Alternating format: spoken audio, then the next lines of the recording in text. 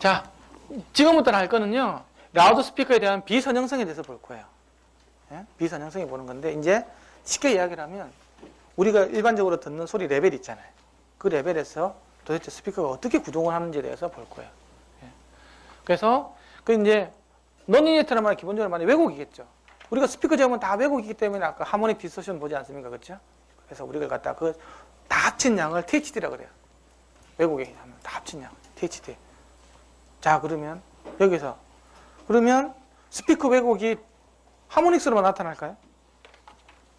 난 하모닉스로만 나타난다고 생각한다. 손 들어보세요. 그러니까 스피커가 THD가 있었지. 실제로는 그렇지 않아요. 왜 1kg 넣으면 2kg, 3kg만 생깁니까? 1.5kg는 안 생겨요? 1.2kg는 안 생깁니까? 다 생길 수 있어요. 근데 이제 주요하게 생기는 게 하모닉스라는 거죠. 특히 1kg 넣으면 2kg, 3kg, 4kg, 5kg 요 내 있잖아요. 한 5차 이내 있잖아요. 그게 거의 다 생겨요. 근데 그 왜곡은 항상 어느 특정한 레벨이 되면 항상 그 폼이 그대로 나타나요. 영어로 하면 디터미니스틱하게 나오는 거예요. 항상 결정이 됐어요. 그렇게 나오는 거예요. 그래서 그걸 모델링을 할 수 있는 거예요. 이 장비가 바로 스피커 왜곡을 모델링을 해요. 그렇게 해서 얘가 왜곡의 원인이 뭔지를 찾아내는 거예요. 근데 이제 5차 이상으로 생기는 거 있잖아요. 그걸 우리는 이제 비정형 왜곡이라고 그래요. 영어로 하면 irregular, 정형은 regular라고 그러고, irregular 왜곡을 보는 게 우리가 알고 있는 러브 앤 버저 같은 계열이 그쪽으로 들어가는 거예요. 그거는 모델링이 안 돼. 왜? 그건 잘못 만든 거니까. 다른 이유 때문에 생기는 거니까. 그거는 QC상에서 무조건 잡아내야 되는 걸로 들어가는 거고, 어떻게 잡아내지? 그건 이제 다음 시간에 하는 거고. 이번에는 쉽게 우리가 아는 거죠. 저차 왜곡 있잖아요. 2차, 3차, 4차, 5차, 요 네. 대부분도 뭐 2차, 3차에서 그게 다 나타나요. 그래서, 그럼 2차는 왜 생기고, 3차는 왜 생긴지 그런 걸 보는 건데, 그거는 이제 그냥 생기는 안 생기는 걸 보는 거지만, 생기는 안 생기는 거 중요한 건 아니죠. 평가하는 사람에서 생기는 안 생기는 게 중요한 거지만, 우리는 설계하는 입장에서는 뭐가 그렇게 만드냐라는 게 중요한 거잖아요. 물리적인 원인을 찾는 게 중요하겠죠. 예? 뭐가 도대체 이 세컨드 하모닉스를 갖다가 현재 이 주파수에서 만드는 건지. 그것도 주파수 위치가 다르다 그랬죠. 공진 주파수 아래에서는 서스펜션이 그렇게 만든다 그랬고, 공진 주파수에서는 마찰력이 만든다 그랬고, 공진 주파수 이상에서는 공진 주파수 이상에서 한 2배 정도 되는 구간에서는 그 코일이 만든다 그랬고, 아주 더 높은 데로 가면 인덕턴스가 만드는, 더 높은 데로 가면. 그쵸? 변화를 갖다가 방해하는 힘이 인덕턴스라 그랬잖아요. 그런 식으로 주파수에 따라서도 다 이게 원인이 다 다른 거예요. 예, 그런 것들 때문에 모델링을 통해서 이걸 다 알려줘요. 거기에 대해서 지금 할 거예요. 자, 여기서 필요한 것들은요, LSI라고 있잖아요. 이런 소프트웨어가 있어요. 이게 갖고 있는데, LSI라고 그러고, 라지 시그널 아이덴티피케이션. 그 대출력 시그널에 대해서, 이제 인지를 해주는 그런 과정인 거죠. 다른 거는 다 똑같고요. 다음. 그래서 이것도 이제 이론 설명한 다음에 비디오를 보고, 그 다음에 문제 푸는 방식으로 똑같이 진행을 할 거예요. 다음. 이제 이게 우리가 이렇게 비선형 모델을 쓰는 이유는요, 우리가 이 비선형성을 알면요, 소위 말해서 비선형 왜곡을 측정하면 이런 정보들을 알 수가 있어요. 첫 번째는 음향 출력의 최대치 있잖아요. 최대치를 알 수가 있어요. 얘가 내줄 수 있는 음향 출력의 최대치가 얼마인지를 알 수가 있고요. 특히 저주파수였죠. 왜 저주파수냐? 저주파수가 변이가 크잖아요. 그렇죠? 고주파로 갈수록 변이가 줄어들죠. 그렇죠? 그리고 디스토션 발생되는 그 과정을 알 수가 있어요. 그리고 오버로드상, 오버로드가 언제쯤이 발생될까라는 걸 알 수가 있어요. 이거는 바로 비선형성 가지고 알 수 있는 거죠. 오버로드상. 그 다음에 언스테이블한 거, 이게 내구성하고 직결되는 거예요. 특히 자동차 회사에서 지금 이런 걸 많이 하고 있거든요. 왜냐? 자동차 한사가 억대도 하는 차도 있잖아요. 근데 그 스피커 내면 이제 이글이글 소리 난다고 생각해 보세요. 그럼 완전 개떡되겠죠. 예? 근데 이거 자동차는 문을 탕탕 닫잖아요. 그렇죠? 그럼 스피커가 철렁철렁 이렇게 된다고. 그렇죠? 알래스카는 마이너스 20도, 저기 멕시코 가보면 100도 이런 데서도 이게 소리가 나야 돼, 이게. 근데 차 바닥 딱 틀었는데 지글지글 소리가 났다 생각해 보세요. 그 회사에서는 굉장히 큰 그 데미지가 오기 때문에 이제 이게 바로 이제 언스테이블한 거예요. 좀 이따가 그런 거 볼 수도 있어요. 그 다음에 최적 디자인 할 수 있어요. 비용 대비 최대 효율을 내줄 수 있는 비선형성 분석을 통해서 알 수가 있다는 거. 그 다음에는 효율을 좋게 만들 수 있는 게 할 수 있어요. 효율 좋게 만들. 두 번째는 셀프 프로텍션. 이게 자체 보호하는 메커니즘. 쉽게 얘기하면 컴프레션 같은 거 있잖아요. 컴프레션이 안 걸리면 어떻게 될까요? 완전 틱틱이 나가버리면 안 되겠죠. 그렇죠? 이렇게. 그 스티프니스가 어느 정도 변이가 되면 자체적으로 당겨줘야 될 거잖아요. 안 그러면 바트밍이 생길 거잖아요. 그렇죠? 그래, 이 바트밍이 지금 제대로 되고 있는지에 대한 이런 것들이, 그 값들이 쫙 다 나와요. LSI 분석을 하면. 이 값들을 다 알려준다는 거지. 중요한, 음향 변환기의 비선형성이 뭐가 있냐 그러면 제일 중요한 건 스티프니스예요. 아까 스티프니스는 복원력이 관련된다 그랬죠. 그렇죠? 이거는 우리가 후크의 법칙이라고 배웠어요. F는 KX. 기억나시죠? F는 KX. F는 KX. 그래서 1mm 움직일 때 1N이면 2mm 움직이면 2N. 그러면 K는 1. 그렇죠? 이게 상수로 나왔는데 우리가 초등학교 때 배우는 것들은 다 상수였었어요. 그렇죠? 이 추에다가 이렇게 스프링 달아놓고 2개 달고 3개 달고 늘어나는 거 있잖아요. 그렇죠? 그거 보면서 그에다 9.8 곱해주면 뭐 나왔잖아요. 9.8N 해가지고 나온 거 기억나시죠? 근데 그때는 단순히 스프링만 있기 때문에 소위 말해서 탄성만 있기 때문에 점성은 없고 탄성만 있을 때는 저게 상수로서 작용을 하는데 스피커 서라운드하고 서스펜션은 저기 점성까지 들어가 버리는 거잖아요. 아까 누르니까 안 오르죠? 그런 것 때문에 이게 그렇게 우리가 생각하는 만큼 이게 상수가 나오는 게 아니고 이게 크기에 대해서 변수를 말하는 거예요. 이게 상수로 갔다고 하면 이게 커지면 1이면 2면 이렇게 가야 될 거다. 점성으로 가야 되겠죠. 근데 어느 순간이 돼버리면 이게 확 꺾여버린다고 이렇게. 여기서 벗어나면 벗어날수록 왜곡이 생기는 거예요. 그게 이제 2차 왜곡, 3차 왜곡, 4차 왜곡으로 나오는 거예요. 이 그래프. 쉽게 이야기하면 이게 당연히 코르게이션이 가 있잖아요. 그렇죠? 이게 쭉 펴지면 이렇게 가겠죠. 근데 이게 당기는 힘이 당연히 이쪽을 가보면 굉장히 많이 커지겠죠. 그렇죠? 이 코르게이션이 펴지면 펴질수록 있잖아요. 이게 복원력이 굉장히 크게 작용한다고. 근데 이게 이쪽하고 이쪽으로 앞으로 움직이나 뒤로 움직일 때 있잖아요. 앞으로 움직이고 뒤로 움직일 때 이번에 뭐 같이 작용하겠죠. 그렇죠? 움직일 때 대칭적으로 똑같이 앞으로 갈 때도 1루선 당기면 뒤로 갈 때도 1루선 당기면 하면 되는데 그게 이게 안 되는 경우가 많다는 거죠. 설계를 잘못했지만 이런 것들 설계를 잘못했지만 그러면 그거는 옛날 방식으로 되면 다 THD로 나왔겠죠. 그렇죠? 근데 이거는 이 그래프로 다 나타낸다. 그래서 토탈로 보면 있잖아요. 보세요. 1cm 앞으로 가니까 당기는 힘은 6N이 당기는 거죠. 그렇죠? 근데 얘는 어떻게 당겨요? 4점 뭐 얼마 N에 당기죠. 이쪽이 당기는 힘이 더 크죠? 이것보다. 그러면 앞으로 나갈 때 위로 가는 게 위로 플러스 방향이 위로 가는 거니까 이쪽으로 나갈 때 당기는 힘이 더 세고 뒤로 가면 살살 당기죠. 그러면 서스펜션은 자꾸 뒤쪽으로 움직이려고 한다. 뒤가 부드러우니까 무조건 뒤쪽으로 가서 움직이려고 그래요. 그러면 센터에서 움직여야 되는데 밑에서 움직여야 되는 거예요. 밑쪽이 부드러우니까. 이게 나중에 다 이게 이렇게 되면 그 대칭적으로 하는 게 비대칭적으로 움직이면 전부 다 2차 왜곡으로 나와요. 세컨드 하모닉스가 확 크게 뜨게 된다.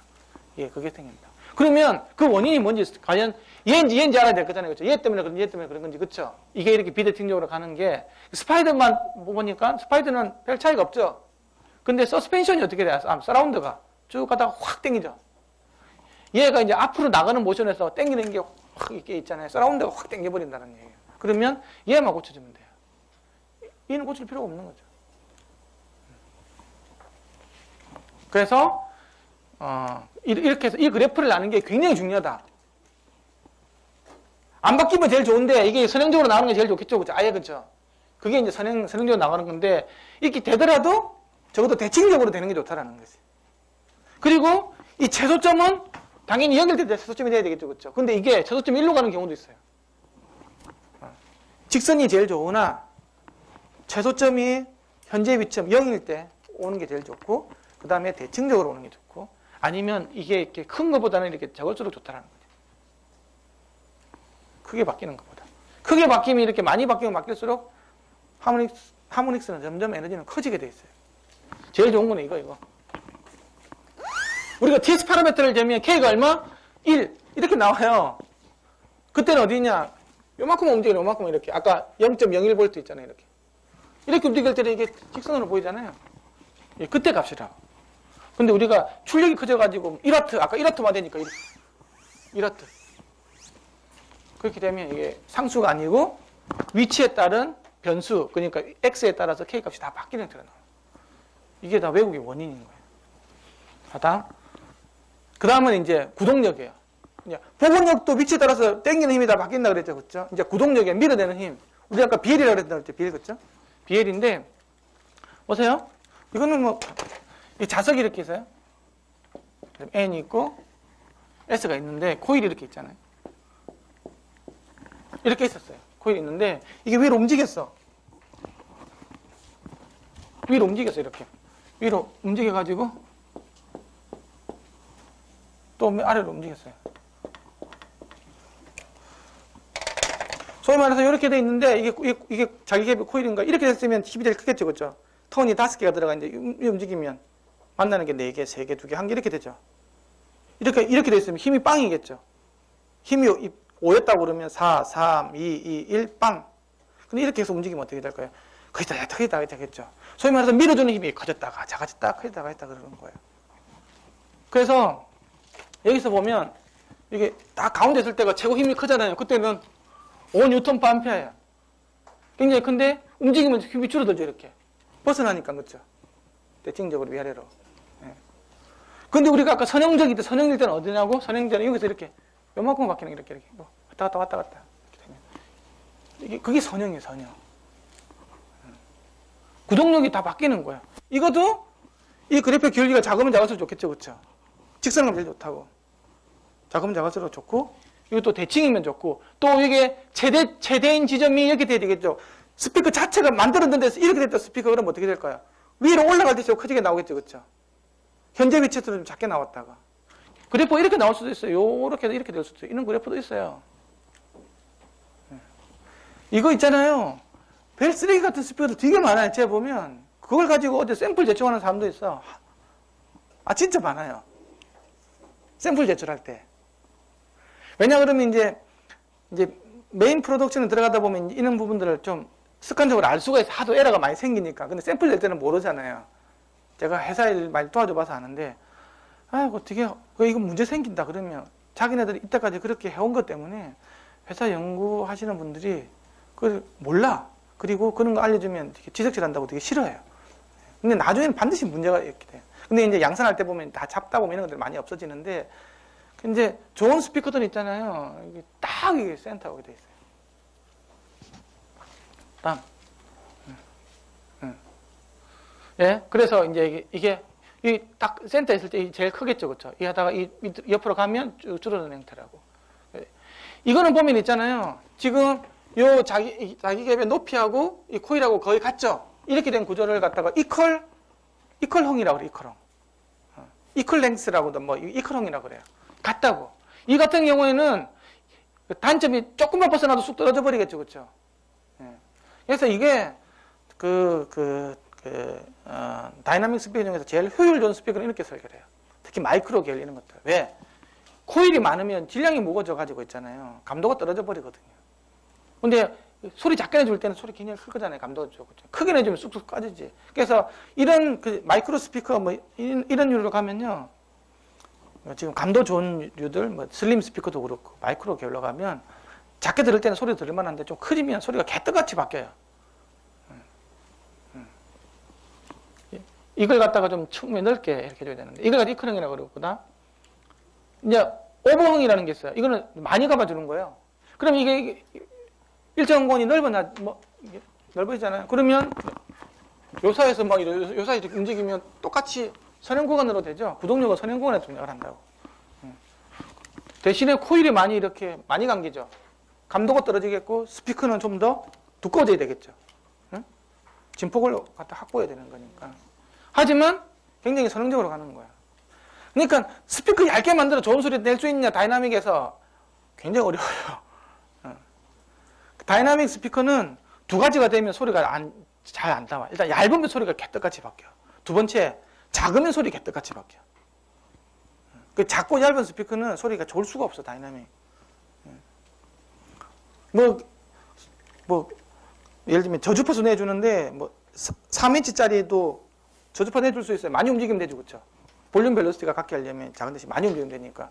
사실은 6인치나 8인치 큰 걸 가지고 내주는 게 훨씬 유리한 거예요. 많이 움직이면 있잖아요. 다이나믹에서는 아까 처음부터 이게 변이에 관련해서 왜곡이라고 그랬잖아요. 모든 왜곡은 다 변이에서 생겨요. 그래서 변이가 작게 설계해주는 게 기본적으로 좋고, 근데 어쩔 수 없으니까 그렇게 하는 거지. 그래서 이제 이게 그렇게 되는 거예요. 다음, 아까 인덕턴스라고 그랬어요. 보시고 인덕턴스. 인덕턴스는 두 종류가 있어요. 전류를 있잖아요. 하나도 안 흘려준 상태에서 있잖아요. 위치만 바꾸는 거야. 그게 바로 요 밑에 그림인데 볼게요. 보세요. 아까 바깥으로 나가면 에어코어가 되고 안으로 들어오면 스틸코어로 바뀐다 그랬죠. 그렇죠? 이렇게 움직이는 거예요. 코일 입장에서 보면 야, 인덕턴스가 작아져. 인덕턴스가 커져. 자기력이 세죠. 자기력이 작아져. 자기력이 세죠. 전류가 일로 들어가면 전류가 많이 흐르고 들어가면 작게 흐르고 이렇게 되겠죠. 네? 고주파수가 더 나오고 덜 나오고. 나는 이렇게 하면서 내주고 있는데 이게 개떡같이 나오는 거예요. 그래서 일로 가면 어떻게 돼요? 인덕턴스가 작아지겠죠. 그러면 이게 이쪽으로 간다고. 이게 인덕턴스가 뭐 2몇 M밖에 안 되는데 안으로 쑥 들어오잖아요. 들어오니까 이게 막 그 2배 차이 나는 거예요. 인덕턴스. 그 뭐 어떻게 좋은 소리가 나겠습니까 이게. 나는 사인팔을 이렇게 줬는데 내가 사인팔을 이렇게 줬는데 나중에 똑같이 이렇게 나와줘야 될 거잖아요. 이쪽은 잔으로 있잖아요. 잔으로 이렇게 되겠죠. 찌부가 나겠죠. 이런 식으로. 그쵸? 잘 나와줄 수가 없어요. 근데 이걸 이렇게 일정하게 만들 수 있는 방식이 바로 여기다 봐라. 쇼팅링이라는 걸 집어넣는 거예요. 쇼팅링을 집어넣으면 이게 일로 들어가면 이게 자기가 커진다 그랬잖아요. 그렇죠? 근데 이게 전도선 링을 딱 달아주면 여기서 또 반대로 또 플럭스를 만들어 줘가지고 전체로 요만큼 커지는 걸 이만큼 줄이는 역할을 해요. 그러면 일정하게 되는 거죠. 그러면 이게 왔다 갔다 하더라도 거의 전부 다가 공심 코일처럼 보이는 거예요. 코일 입장에서. 공기 중이랑 비슷한 양이니까. 그렇게 하면 특히 풀레인지 스피커들. 인덕턴스는 고주파수 영향을 많이 친다 그랬잖아요. 그렇죠? 플랜지 스피커 같은 이어폰, 헤드폰, 플랜지 있는 것 같은 이런 거 있으면 굉장히 유리하죠. 우퍼 같은 경우에도 고주파수 영향을 많이 미치기 때문에. 특히 이거는 변이가 큰데 스피커에서 영향을 많겠죠. 그렇죠? 트위터는 이거 필요 없어요. 트위터는 변이 자체가 1mm도 안 되잖아요. 그렇죠? 1mm가 뭐야? 0.1mm밖에 안 되잖아요. 이 X 자체가 이거 자체가 작잖아. 이만큼밖에 안 움직이는 거 가지고 할 필요 없고 우퍼 같은 게 많이 움직이니까. 플랜지 스피커는 다 움직여야 되잖아요. 그렇죠? 그런 것 같은 경우는 이게 영향을 미친다라는 거죠. 근데 이게 실제로 뭐 하이엔드는 무조건 있어야 돼요. 하이엔드는 100%. 근데 제너럴 스피커 있잖아요. 이거 넣어주면 돈이잖아요. 돈. 이게 돈이잖아요. 안 넣어. 이런데 넣을 것 같습니까? 있는 건조차도 몰라요. 제너럴 스피커 하는 사람이 쇼팅링이 뭔지도 모르는데 아예 넣어본 적이 없기 때문에 그렇죠. 요 PA, SR 그 다음에 하이엔드 쪽에는 그 기본적으로 넣어주면 굉장히 좋아져요. 근데 이게 어떻게 넣어줘야 되느냐? 그거는 몰라. 하지만 재에서 있잖아요. 이렇게 나오면 되겠죠. 결과로 재가지고 인덕턴스가 변이가 없으면 돼. 그 좋은 것들은 이렇게 나와.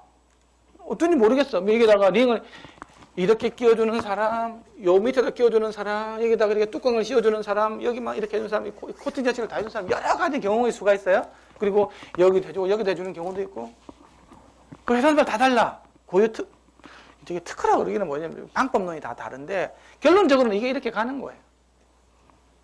그렇게만 되면 돼. 다음은 이제 뭐가 있냐 그러면요. 안 움직여져. 근데 전류만 가지고도 또 문제가 생길 수 있어요.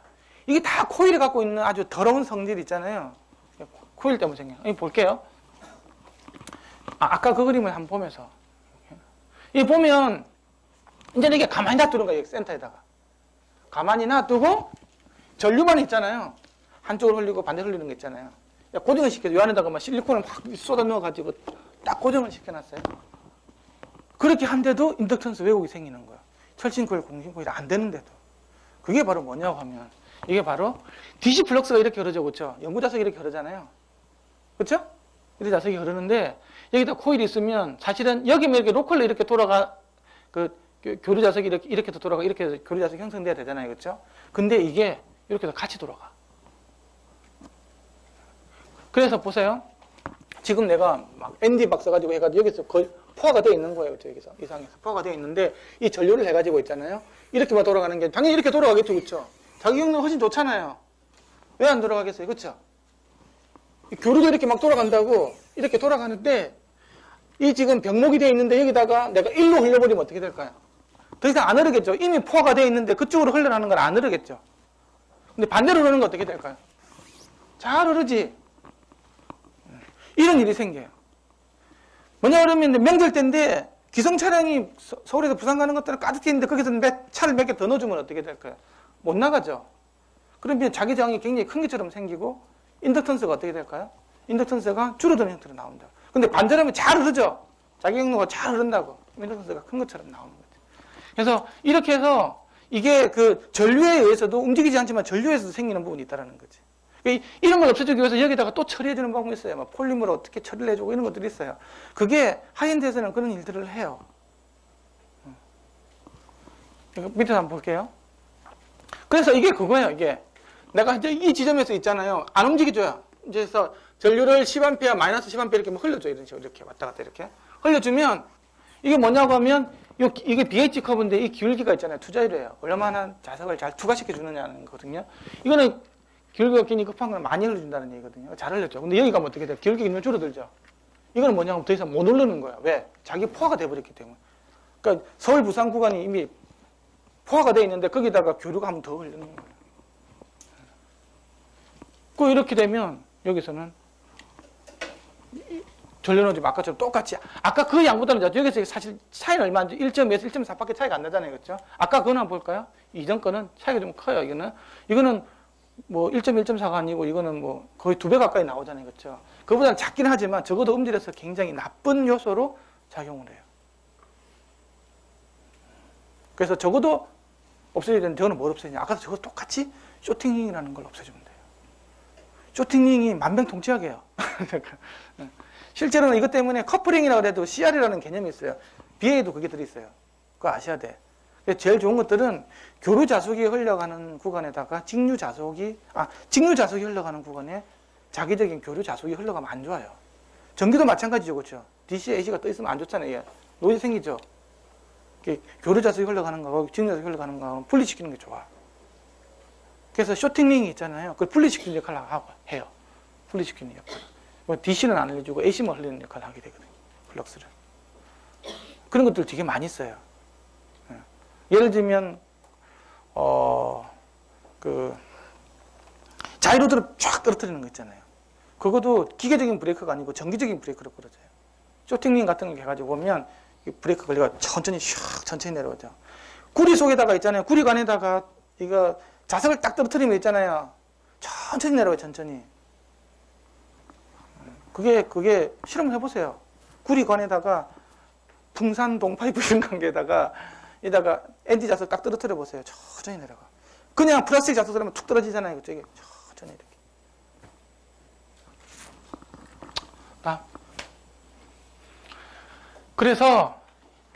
그래서 이게 소리로서 어떻게 나오는지 한번 내가 들려드리겠습니다. 이거 들어봐야 안 되기 때문에. 오, 쏘리. 그러면 선형적으로 나는 소리하고요, 왜곡으로 나는 소리하고 일단 그거부터 먼저 한번 보겠습니다. 자, 이게 이제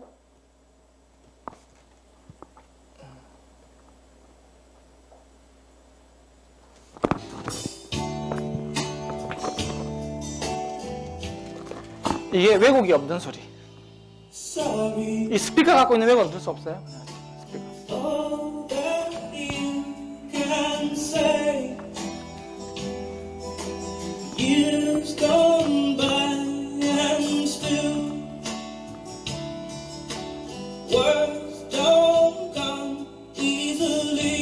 근데 이제 왜곡이 생기면 어떻게 생기냐, 비선형성이 들어가면 어떻게 소리가 어떻게 바뀌는지 한번 들어볼게요.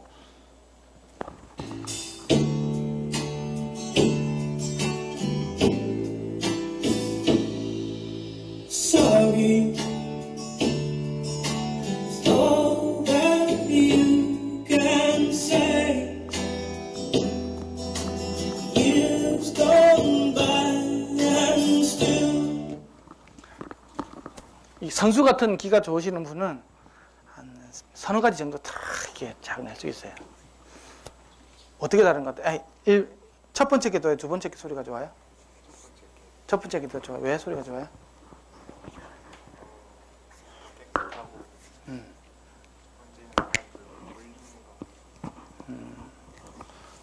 두 번째를 좋아하는 사람들도 많아요. 소리가 크게 나잖아요.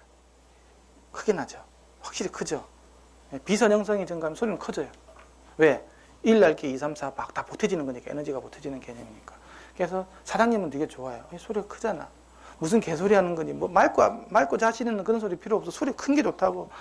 그 마이크로 스피커 계열이 이제 그런 거죠. 큰 소리만 좋아하는 거예요.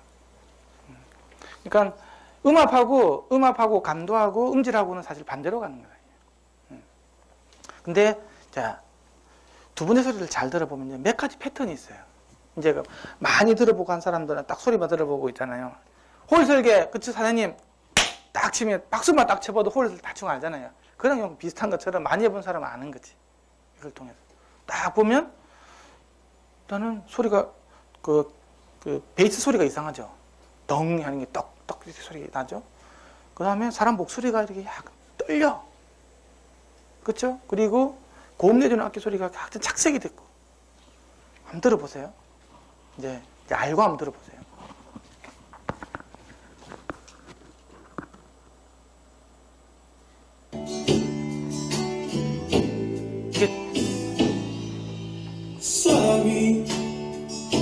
떡이 떡떡 치죠.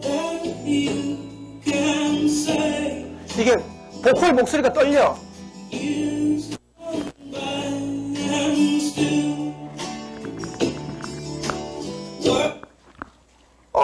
막 이렇게 소리가 나죠. 보컬 소리가. 그렇죠. 괜히 좀 기분이 안 좋게 나잖아요. 이제 그런 것들이 다 원인이 다른 거예요. 왜 아까 쿵이 떡떡을 치느냐? 왜 소리가 아라락 이렇게 소리가 나느냐? 그런 것들이 다 다른 원인 때문에 생기는 거지. THD도 좀 다 나쁘게 나올 거예요. 그렇죠? 지금부터 하는 거고요. 자, 그러면 한 가지. 아까 이 BL이 있죠. 이 BL이 이제 막 바뀌는 거예요. 그렇죠? 위치에 따라서. 그렇죠? 그리고 이게 대칭이 아니야. 이게 명품 쳐져 있어. 이런 식으로. 이렇게 되면 소리가 어떻게 바뀌는지 한번 들려드릴게요.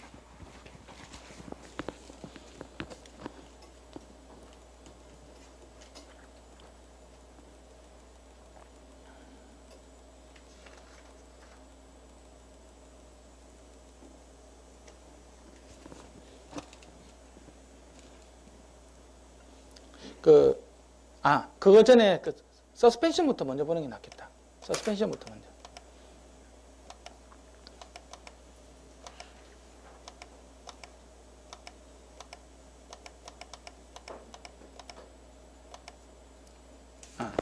서스펜션 계열 있잖아요. 이렇게 아까 당기는 힘이 한쪽으로는 세게 당기고 한쪽이 약하게 당겨가지고, 아까 서스펜션은 F0 이하에서 중요하다고 그랬잖아요. 예를 들면 이게 100Hz짜리인데 50Hz를 끌어주면 이렇게 움직이는 게 아니고 50Hz짜리 움직이게 될 거잖아요.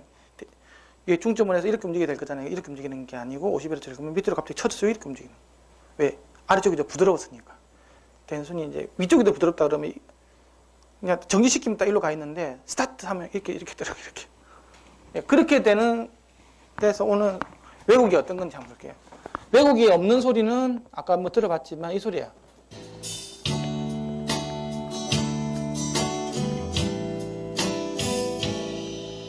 Sorry, it's all that you can say. 근데 그 서스펜션이 있잖아요. 그게 이제 한쪽으로 뭐가 한쪽이 부드러운 거야. 대칭도 안 맞고 막 이렇게 될 때는 소리가 어떻게 바뀌는지 그 왜곡만 들어볼게요. 왜곡만. 그 왜곡 성분만 뽑아낼 수가 있어요. 글리펠 장비는. 이 소리 때문에 아까 떡떡 치는 소리가 들리는 거예요. 그 떡떡 치는 원인은 바로 서스펜션 문제예요. 근데 저주파수 위에 고주파수는 아무것도 없죠. 사람 목소리조차도 안 들리잖아요. 그러니까 이거는 모든 게 저주파수 문제라. 자, 그러면 이제 보이스 코일이 이제 한쪽으로 쳐져 있는 거예요. 위로 쳐져 있든 아래로 쳐져 있던. 그때 나오는 소리를 한번 들어볼게요. 이게 원음인데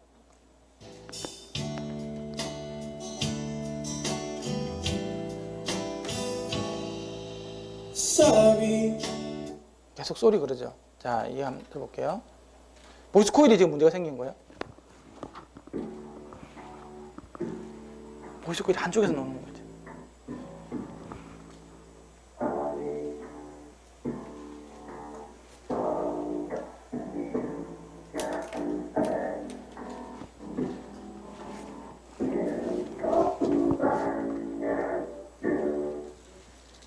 아까 목소리가 이렇게 덜덜 떨면 소리는 바로 이 문제 때문에 생기는 거예요. 가만히 그냥 신호는 아무것도 안 걸어주는 데도 있잖아요. 보이스 코일이 아래 좀 쳐져 있는 거예요. 자기 갭에 딱 중간에 있어야 되는데. 아니면 좀 위로 떠 있다든지. 이거는 그 스파이드하고 서스펜션이 보빈을 잘못 잡아줘서 그런 거죠, 그렇죠? 예? 근데 아까 K는 달랐어요. K는 처음에는 잘 있다가 스타트하면 부드러운 쪽으로 움직이 튀어나가는 거라고 그랬잖아요, 그렇죠? 보이스코는 아예 그냥 정상 상태에서 이게 좀 안 맞아 있는 거예요. 잘못 맞는 거지. 근데 이게 음질에 제일 더러운 영향을 미쳐요. 아까 해봤잖아요. 사람 목소리 대역, 제일 잘 듣는 대역이 막 개떡같이 나오잖아요. 그 다음에 인덕턴스 문제, 인덕턴스. 이게 공신코일, 철신코일. 그게 소리를 어떻게 바꾸는지 볼게요.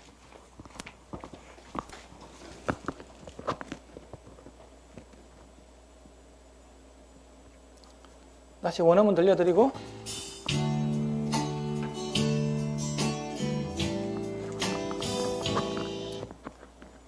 자, 인덕턴스가 철신코일, 공신코일 가면서 어떻게 되는지 한번 봅시다.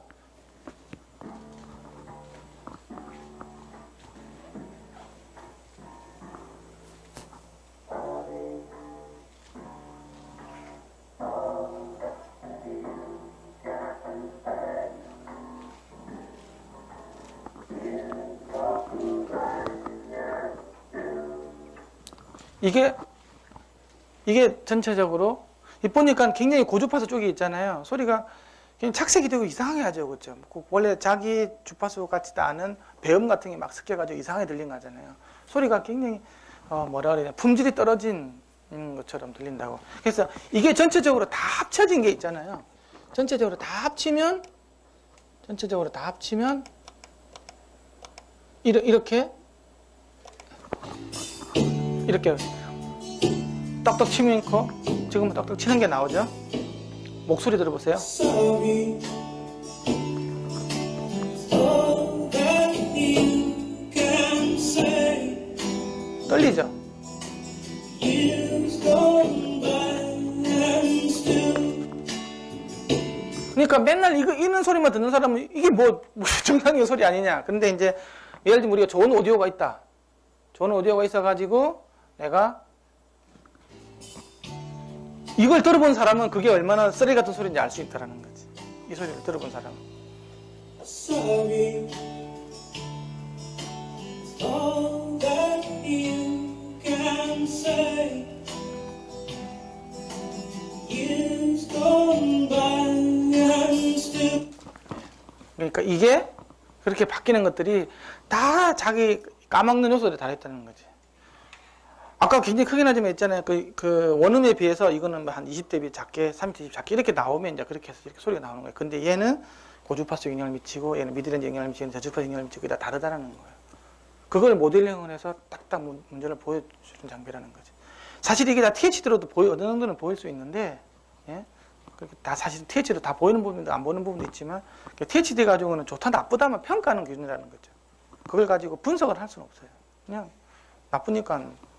우리가 QC에서 관리 기준이 있잖아요. THD 몇 프로 이하로 나와야 돼. 이런 거 할 때만 정도 쓸 수 있다는 거죠. 자, 그래서 있잖아요. 이게 이제 라지 시그널로 갔어요. 라지 시그널로 가면 이제 알겠지만 아까 이게 RE가 있잖아요. 이게 아까는 상수였잖아요. 그렇죠? 뭐 DCR 아까 3.2옴. 근데 이게 온도에 따라서 바뀌어 버리죠. 그래서 스피커를 잴 때는 반드시 예열을 시키고 재야 돼요. 예열을 하기 전 1분 동안 예열을 하고 재는 거하고 1분 동안 예열하지 않은 거하고 재는 스피커는 미드레인지에서 10dB 이상 차이 나요. 말도 안 되는 그 데이터가 나와요. 그것도 다음 시간에 보여드릴게요. 그리고 이것도 아까 봐요. 위치에 따라서 전류가 다 바뀌죠. 철신코와 고신코가 바뀌는 거, 이거는 병목되고 병목 안 되고 따라서 바뀌는, 이게 다 바뀌는 거예요. 이것도 상수가 아니고 변수인 거예요. X에 대한 변수, 전류에 대한 변수, 이건 온도에 대한 변수. 이거는 그러니까 X에 대한 변수라고 그랬죠. 그렇죠? 이쪽으로 오는 게 이게 뭐예요? 이게 역기전류라고 그랬죠. 역기전류. 그렇죠? 일로 가는 것들은 로렌츠 폴스 이제 힘으로 가는 거고, 이거는 발전기를 통해서 다시 돌아와가지고 영향을 미쳐가지고 그 역기전력 임피던스 커브 피크로 나타나는 요소 이거라 그랬죠. 이 속도에 비례하는 텀으로. 그렇죠? 이게 BL인데 이게 X에 따라서 바뀐다고. 커졌다가 작아졌다가 커졌다가 이렇게 하는 거 있잖아요. X에서 변색이다. 그 X에서 바뀐 게 전류를 곱해져가지고 이게 바로 로렌츠 폴스 나타내는 거예요. 이 그래프가 어렵다고 생각하면 어려운데 굉장히 과학적으로 이제 쉽게 보여주는 거예요. 현상을 딱 보면 역기전력, 다이나믹 마이크로폰 원리, BL에서 바뀌는 위치에 따라서 바뀌는구나. 이쪽으로 오렌지 힘을 주네. 힘이 가는 거예요. 힘이 가는데 얘만 힘을 주는 게 아니라 힘을 주는 게 하나가 더 있어. 그쵸? 폴스를 주는 게 이게 뭐냐고 바로 전자석이에요. 전자석. 아까 착자를 안 시키는데도 소리 난다 그랬죠. 이게 힘을 두 군데서 주는 거예요. 이 근본적으로 해도 그냥 하모니스를 내는 거예요. 왜? 2차 배곡을 발생시키다 그랬잖아요. 그냥 배용을 내버린다니까 이 두 개가. 이해가? 그렇게 내줘가지고 이거 이제 스티프니스가 되는 거예요. 위치에 따라서 바뀌죠. 이거는 이제 컴플라이언스인데 이거 역수가 스티프니스예요. 그 정기적으로 보면 컴플라이언스가 더 많고 기계적으로 보면 스티프니스가 더 많거든요. 복원적이니까 우리가 F는 KX 할 때 이게 이제 진동 질량인 거고 이거는 마찰력이에요. 기계적인 마찰력. 이게 이제 로드가 되는 거죠. 로드. 에어로드가 되고 어떤 로드도 타는 거예요. 이런 식으로 표현하는데 근데 이런 것들도 있잖아요. 나중에 다 바뀌는 값이에요. 크게 보면 이 세 개가 제일 중요한 거는 이 세 개가. 보세요. 얘가 계속 바뀌는 게 저주파수라고 그랬죠. 그렇죠? 이거 바뀌는 게 아까 미드레인지, 이거 바뀌는 게 고주파수. 이해가시죠? 아까 그런 소리 들려줬잖아요. 저게 계속 바뀌어버리는 거예요. 제일 중요한 건 X죠. X. 위치라고, 위치. 그럼 X가 저주파수에서 X가 커져요? 고주파수에서 X가 커져요? 변이가? 저주파수가 커지죠. 그러니까 모든 게 저주파수의 문제가 많다고. 기본적으로는. 근데 얘 같은 경우는 이제 인덕턴스 문제 같은 경우는 빨리빨리 바뀌느냐에 관련이 있기 때문에 고주파수. 이거는 전 대에게 다 미치는 거예요. 이거는 완전히 저주파수만 영향을 미쳐요. 스티프니스는. 스티프니스 구하는 게 후쿠의 법칙이라고 그랬죠. 후쿠의 법칙은 F는 K, X라고 그랬죠. 근데 K인데 이게 MS의 그러니까 X. 그 다음에 로렌츠 폴스는 B, L인데 이것도 X에 대한 변수고 I. 그쵸? 그 다음에 이게는 그 다음에 한 가지 이제 프릭션 로스 있다고 그랬죠. 프릭션 같은 경우에는 RMS X에다가 속도. 이거는 보세요. X에 X 곱해지는 거예요. 변이에 변이 곱해지는 거니까 이거 관련된 건 당연히 저주파수밖에 없어요. 그렇죠. X가 큰 거는 저주파수밖에 없잖아요. 그래서 아까는 떡 이것밖에 안 나타나는 왜곡이. 근데 BL 같은 경우에는 X도에다가 I가 곱해지는 형태가 나오죠. 근데 전류는 모든 주파수가 다 포함되어 있는 거잖아요. 20에서 2만일에 다 포함되어 있는 거라고. 그러니까 얘보다는 조금 더 고주파수가 나오는 거예요. 그래서 아까 사람 목소리가 아라락 소리 들리죠. 응? 그 다음에 이거는 이제 속도가, 이건 주로 어디 생기냐 그러면 이제 마이크로 스피커 게이드인데 속도가 가장 큰 지점에서 많이 생긴다고 그러죠. 이거는 반드시 공유점에서 생기는 거예요. 그 다음에 인덕턴스 있죠. 인덕턴스는 LE, X에 I 이렇게 가는 거예요. 인덕턴스의 왜곡 같은 경우. 이것도 전류에다가 인덕턴스, 여기다 또 변화율이 들어가죠. 인덕턴스는 그렇죠? 변화율이니까 이거는 전류가 곱해지고 이 변이가 곱해지지만 이게 그 주파수가 높아지면 높아질수록 있잖아요. 인덕턴스가 더 커지기 때문에 6dB씩 커지는 형태로 나가기 때문에 고주파에 가면 영향을 미치죠. 이게 그러니까 전대에게 영향을 다 미치는 거예요. 그래서 아까 소리가 좀 이상하게 착색돼서 있잖아요. 들리는 게 이거고 이외고 이 세 곡이 나타나는 거예요. 이게 다 수학적으로 모델링이 다 가능한 거예요. 그래서 이게 보여주는 겁니다. 이게. 그래서 요 왜곡, 이 왜곡은 어느 정도 알고 있어라. 다음 넘어가서 이게 이제 그 재능 과정인데 라우드스피커 너희들 재능 과정인데 넘어갈게요. 그다음 스태틱 매저먼트가 동적인 매저먼트가 있는데 동적인 매저먼트를 반드시 해야 돼요. 다이나믹 매저먼트로. 네. 이거는 그냥 다이나믹 기포를 해야 된다. 다음 이제 파라미터 인지에 대해서 볼게요. 이거는 뭐냐고 하면요. 파라미터 인지에 대한 부분인데 그 기본적으로는 맨 처음에 이걸 하면요. 그 지금 그 라지 시그널로 뭐 비선형성을 잴 때는 레이저도 필요가 없어요. 오직 있는 게 전압하고 전류 센서만 있으면 돼요. 되게 신기하죠? 전압하고 전류 센서가 있으면 위치도 다 파악할 수 있어요. 그리고 안에 들어있는 온도도 다 알 수 있고 그리고 왜곡의 종류도 다 알 수 있는 거예요. 그래서 예를 들면 QC 장비 같은 경우에는 0.1초 만에 보스코일 위치가 어디 있는지 뭐 이게 틀어졌는지 안 틀어졌는지 그 다음에 열이 어떻게 발생되는가 전부 다 알 수 있어요. 윅 하면 한번 하면 다 끝나게 알 수가 있다고. 이것도 마찬가지. 전압 전류가 가지고 또 위치를 다 알 수가 있어요. 그 레이저를 갖다가 LSD 할 때 쓰는 경우도 있는데 부가적으로 한번 더 넣어주는 거예요. 레이저 없어도 다 찾을 수 있어요. 근데 레이저가 있고 없고에 따라서는 그 차이가 뭐냐고 하면 레이저가 있으면요. 아니면 리니어 파라미터에서 아까 BL이라든지 질량 있죠. 그걸 갖다가 만약에 땡겨 쓸 수가 있다고 하면 포팅만 시키면 있잖아요. 레이저가 완전히 필요 없고 절대적인 값도 다 할 수 있어요. 근데 진짜 뭐 그 LPM 파라미터도 모르고 예를 들면 BL이라든지 질량, 진동 질량 이런 것도 모르고 레이저도 없다. 그러면 아까 이 커브 있죠. BL 커브, 뭐 K 커브 이런 거 다 나오긴 하는데 상대적인 값만 나와요. 이 커브 쉐입만 알 수 있지. 비대칭 정도 있잖아. 이런 것만 알 수 있지. 절대적으로 그 값이 뭐 얼마인지에 대해서는 거기까지는 알 수가 없어요. 근데 이제 그 리니어 파라미터 해가지고 BL 값 이런 것들이 한 개라도 쇽 넘어가면 싹 다 알 수 있어요. 그거 좀 이따가 데모로 보여드릴게요. 아니면 레이저가 있으면 거기서 파라미터를 다 뽑았네요. 그래서 레이저는 예를 들면 내가 TS 파라미터에서 임포팅을 했다 그러면 레이저도 필요 없어요. 그래서 이게 어디서 그 굉장히 유용하게 쓸 수 있냐 그러면 그 클라이메이트 챔버 같은 거 있잖아요. 자동차나 뭐 세트 회사 같은 경우에는 뭐 휴대폰을 있잖아요. 그냥 클라이메이트 챔버 있잖아요. 열충격기 있는데 집어넣어 놓고 있잖아요. 선선 연결해가지고 있잖아요. 온도를 올렸다가 내렸다가 하면서 F제로 어떻게 바뀌는지 다 할 수 있어요. 마이크 없더라도. 어쨌든 터미널만 들어가면 되는 거잖아요. 전기선만, 그렇죠? 전기선만 쭉 들어가가지고 재보면 F0가 어떻게 바뀌고 K값이 어떻게 바뀌고 스티브에서 어떻게 바뀌는지를 온도를 올렸다 내렸다 하면서 다 할 수 있어요. 그거 찾기가 쉽지가 않거든요. 그렇죠? 그거 찾는 걸 굉장히 대기업에서는 많이 찾더라고. 특히 자동차 업체도 마찬가지고.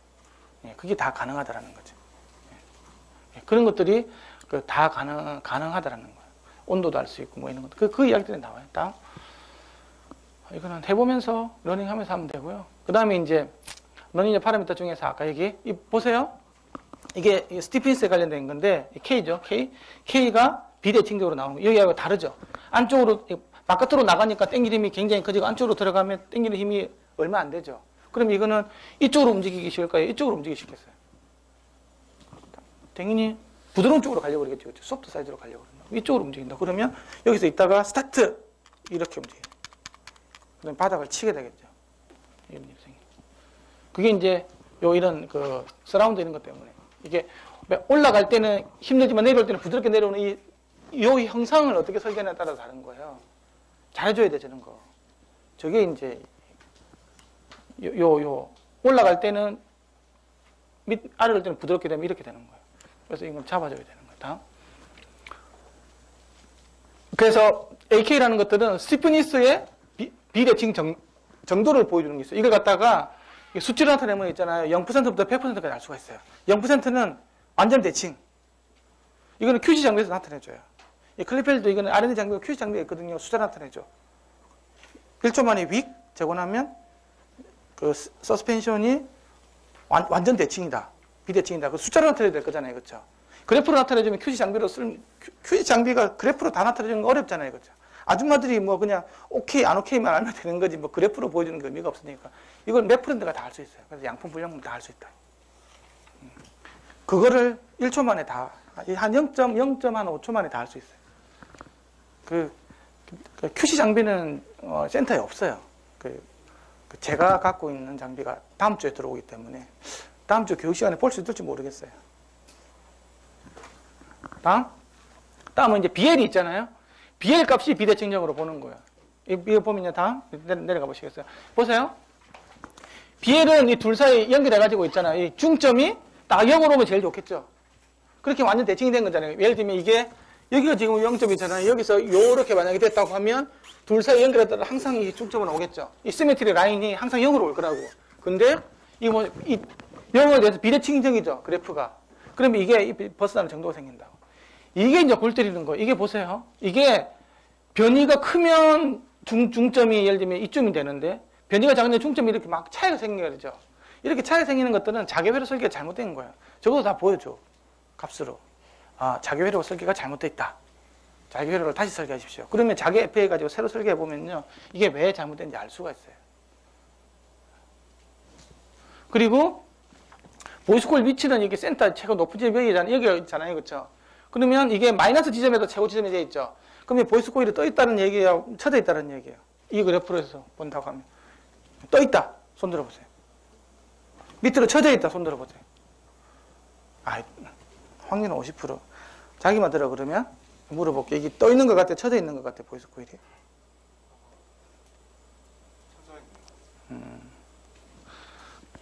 떠 있는 거야. 생각해봐. 이게 마이너스 지점에서 맥시가 됐잖아요. 보이스코일이 떠 있으니까 마이너스로 내려올 때 최대가 될 거잖아요. 이 겹칠 때 최대가 되잖아. 그치? 그렇잖아. 이해가시죠? 두 개 겹치는 지점에서가 최대가 돼야 되는데 이게 지금 위로 떠 있는 거예요. 그렇죠? 이 말은 내가 마이너스 2.4 정도 지점을 가니까 얘를 마이너스 2.4 내려주니까 맥스가 됐다라는 거잖아요. 그래서 여기에서 맥스가 나오는 거라고. 이거는 보이스코일 위로 좀 떠 있는 거예요. 이게 아웃이고 이게 인 방향이잖아. 아웃 방향 쪽으로 떠 있다는 얘기예요. 결국은 여기 최대 지점이 최종적으로 움직여줘야 될 방향이에요. 최대 지점이 0이 있다. 그러면 움직여줄 필요가 없는 거고 꽂혀줄 필요가 없는 거예요. 최대 지점이 여기 있다. 그러면 이만큼 움직여줘야 되는 거예요. 그 방향 쪽으로. 결론은 그렇게 나와요. 그런데 이게 이렇게 되어 있는 것들은 설계가 잘못돼가지고 있잖아요. 여기 맞추면 이게 안 맞고 뭐 이런 식으로 가는 거예요. 이건 되게 안 좋은 거지. 이거는 설계를 다시 해줘야 돼. 근데 이것도 보여주는 게 있어요. 해줄 필요가 있는지 없는지에 대해서 보겠습니다. 그래서 이것도 BL에 대한 어시메트리 정도를 갖다가 값으로 나타내줘요. 어시메트리 정도를. 다음. 그래서 이거는 중요한 거는 몇 미리 쳐져 있냐로 보여주겠죠. 그렇죠? 이거 한번 볼게요. 이게 회색 라인이 나중에 그래프를 나타내줘요. 좀 있으면 보이는데 이 회색 라인이 뭐냐고 하면 이거 어시메트리 정도가 5% 이내로 들어오는 거예요. 그러면 저거는 별로 고쳐줄 필요가 없는 거예요. 근데 이게 2mm 있죠. 2mm 동안 움직일 때는 이게 선이 만나죠. 이 말은 내가 변이가 기껏 해봤자 2mm밖에 안 움직인다. 이게 1W다. 이게 10W라고 하면 1W 정도 될 때는 움직일 필요가 없는 거예요. 고칠 필요가 없다고. 물론 고쳐주면 더 좋겠지. 하지만 근데 5% 이내 들어오니까. 근데 내가 이게 10W까지 지금 떨어져야 된다. 그럼 이거는 다른 이야기죠. 이거는 한 2.4mm 아래쪽으로 움직여줘야 되는 거예요. 그러니까 2.3mm 움직여준다고 하면 어떻게 되겠어요? 회색 구간이 이렇게 바뀌겠죠. 이런 식으로. 그렇죠? 이렇게 바뀌면 완벽하게 되는 거예요. 근데 이게 음질 영향도 있지만 내구성하고 굉장히 영향이 있어요. 나중에. 이게 처음에는 이 정도 차이가 난 데 있잖아요. 스피커는 점탄성이 있다 그랬죠. 시간이 가는 것처럼 뭐가 걸린다 그랬어요? 늙어간다 그랬죠. 노화가 생긴다. 우리 그건 에이징이라 그래요. 그렇게 하면 점점 더 많이 쳐져요. 그래서 관리해 줄 때 잘해줘야 돼. 이게 오늘 누가 들고 오신 분 있는데 한번 재봅시다. 그 진면목을 진짜 옛날에 클리펠 교육 때 진짜 좋은 거 들어오신 분도 있었어요. 외국 제품. 근데 국내에서 잘 만든 분들도 갖고 온 거 있었어. 내가 보여드릴게요. 적나라하게 보여드릴 수 있어요. 자, 어쨌든 이제 그런 건 다 보여줘요. 비대칭 정도 다. 자, 그 다음에는 이제 최대 변이 많이 보시죠? 대기업에서 굉장히 많이 보니까 최대 변이 Xmax 10% 어쩌고저쩌고 그것도 여기 다 볼 수 있어요. 예, 바라보는 관점들이 Xmax 10%라는 말은 IC 스탠다드에 보면 THD 혹은 IMD가 10% 이상 지점 말하죠. 그렇죠?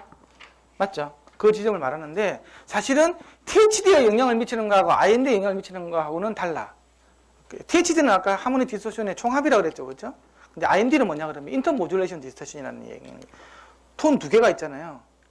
두 개 사이 영향까지 보는 거. 이거 하모닉스, 이거 하모닉스, 이거에 대한 합차까지 다 보는 거예요. 근데 일반적으로 스티프니스 관련된 건 있잖아요. THD로 많이 나타나요. THD 왜곡으로 잘 보이는 데 반해서 BL에 관련된 거는 IMD로 더 잘 나타나요. 특히 앰플리튜드 모듈레이션은 해야 돼요. 왜 앰플리튜드 모듈레이션이냐? 아까 있잖아요. 구동력이 크기다 작아지다 하잖아요. 그러면 크기가 줄었다 크기다 하는 거잖아요. 그렇죠? 그러니까 크기 변조로 나타난다. 그래서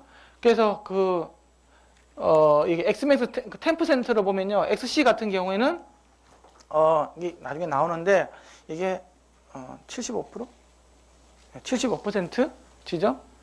75% 떨어지는 지점이 있잖아요. 이 지점이 10%의 THD 일으키는 요인하고 같아요. 그리고 BL 같은 경우에는 이게는 이제 몇 %냐고 하면 82%. 여기서 떨어지는 이 값이 82% 지점이 있잖아요. 이 값이 이거에 비해서 얘가 82% 떨어지는 지점이 그리고 바로 여기서 여기까지 변이가 바로 최대 변이가 되는 거예요. 여기서까지 변이가 되는 거예요. 그래서 그러면 이게 왜 중요하냐고 하면 이게 과연 스티프니스 때문에 지금 현재 스티프니스에 의해서 최대 변이가 제한이 됐는지 BL에서 재야되는지 알아야 될 거잖아요. 그건 알 수가 있어요. 이 세 값을 한 번에 보여주거든.